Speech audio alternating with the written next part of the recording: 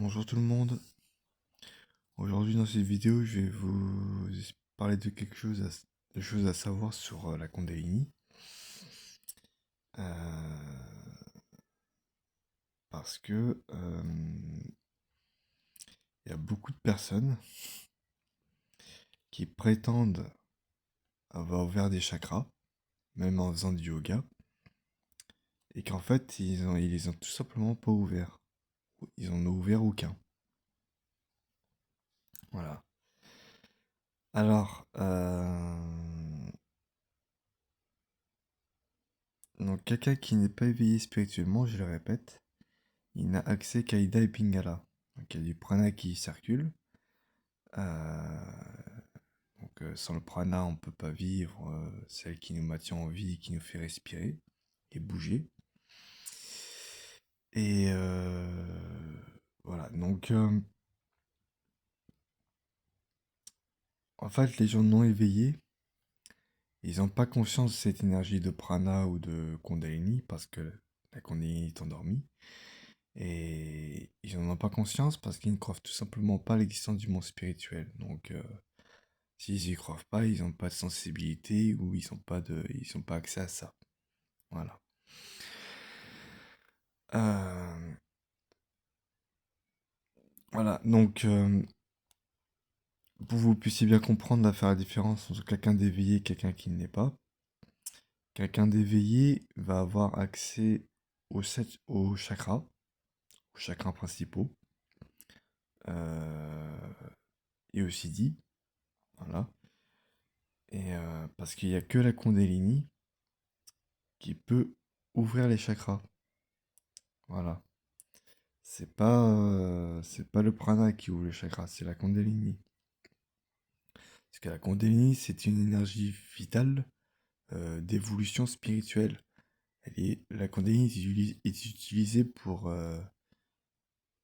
un développement personnel et spirituel et pour évoluer, hein. Voilà. À la base, ça sert à ça. Donc, euh, donc voilà. C'est pour ça qu'il faut pas faut faire attention, comme j'ai dit, en regardant les auras des personnes. Parce que, euh, comment dire, euh, je, je répète, l'aura, ça résulte de l'action et du rayonnement des chakras. Voilà. Donc, quand vous voyez par exemple une personne avec une aura de couleur blanche, comme j'ai dit dans une vidéo, ça veut dire pureté, union avec Dieu ou don de soi. Donc, c'est quelqu'un d'éveillé spirituellement, mais qui n'a pas forcément un niveau très élevé. Parce que je répète, une personne qui a une très haute spiritualité, euh, c'est quelqu'un qui a une aura jaune dorée. Voilà. Donc, moi personnellement, depuis que je perçois les auras, je n'ai vu aucune personne éveillée avoir une aura de couleur jaune dorée. En même temps, pour avoir une très haute spiritualité, il faut le faire quand même. Donc, je pense que,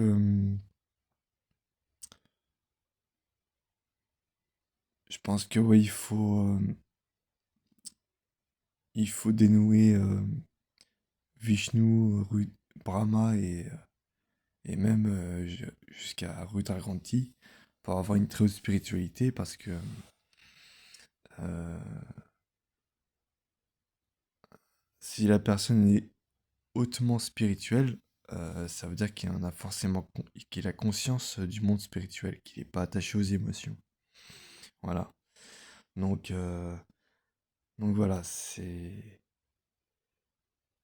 très rare parce que dans notre société actuelle, euh, Il y a très rarement des personnes qui prétendent avoir atteint l'illumination spirituelle. Hein, l'illumination, ça s'obtient pas du jour au lendemain. Il y a des épreuves, c'est un travail. Moi, je n'ai pas atteint l'illumination, je vous le dis. Hein, j'ai toujours pas dénoué Rudra Ganti. Donc voilà. Donc voilà. C'est l'illumination, elle est dure à obtenir. C'est un long chemin. Euh, c'est un long chemin et puis c'est un travail surtout, hein, comme j'ai dit. Donc ça demande des années, ça peut prendre des années de pratique de yoga. Ça, tout dépend de notre niveau d'avancement spirituel. Voilà. Moi, je sais que j'ai déjà atteint l'illumination spirituelle dans le passé, parce que je vivais des synchronicités, beaucoup de synchronicités, et j'avais beaucoup de connaissances. J'acquérissais des connaissances, etc. Et puis, il y avait beaucoup de siddhis qui se manifestaient. Euh, voilà. Et puis surtout, j'étais quelqu'un de humble. C'est-à-dire que j'étais pas arrogant. J'étais pas arrogant. Je me sentais pas supérieur aux âmes présentes du moment évoluées. J'étais humble. Voilà. Là, j'avais retrouvé ma vraie nature. Mais, euh, mais voilà.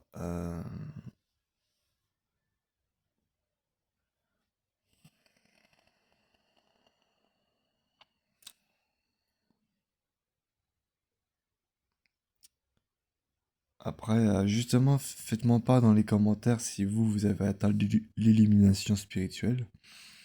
Que vous puissiez me dire où vous en êtes rendu au niveau de vos chakras. Et puis on en discutera dans les commentaires. Ça me ferait plaisir. Comme ça, on, on élabore ce sujet et on en discute et chacun en fait son avis. Voilà. Donc voilà, c'est tout pour cette vidéo. J'espère qu'elle vous aura plu et instruit. N'hésitez pas à mettre un like, à mettre dans les commentaires et vos avis et vos questions si vous en avez. Et sur ce, je vous dis à très bientôt pour une nouvelle vidéo.